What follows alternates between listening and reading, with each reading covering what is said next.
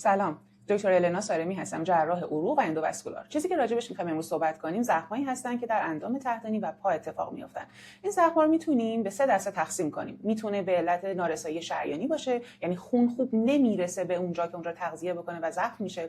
میتونه به علت ورید باشه، سیاه رگ باشه، یعنی خون خوب بر نمیگرده، میمونه اونجا و زخم ایجاد میشه. یا میتونه زخمایی باشن که در بیشتر مریضای دیابتی اتفاق میافتن و به علت نوروپاتی دیابتی هستن، یعنی اینکه فرد متوجه نمیشه، حس اونجا کم شده، ضربه به جاهای مختلف میخوره و به مرور زمان زخم میشه پا.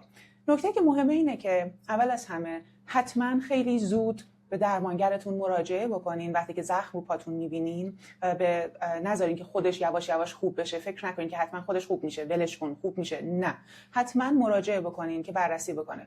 نکته دوم که خیلی مهمه اینه که لازم نیست همیشه هر زخمی که تو پای یه فرد دیابتی هست بلافاصله بعد آنژیوگرافی، آنژیوپلاستی یا کلا کارهای تهاجمی براش انجام بشه. چیزی که میخوام بگم اینه که تو این کلینیک ما سعی میکنیم با کمترین کار تهاجمی، حتی وقتی که توی سونوگرافی میگه شریان فرد دیابتی تنگ شده، باز هم با روش‌های دیگه بدون آنژیوپلاستی تا حد امکان زخم رو خوب بکنیم. برای اینکه بدونین که با چه روش‌های این زخم رو خوب می‌کنیم، توی ویدیوهای بعدی براتون توضیح میدم. فقط توی این ویدیو، توی این قسمت میخوام براتون تاکید کنم لازم نیست همیشه نگران باشین که نمیرم دکتر جون باید آنژیوگرافی کنم و میترسم. میشه بدون روش‌های دیگه هم زخمتون رو خوب کرد.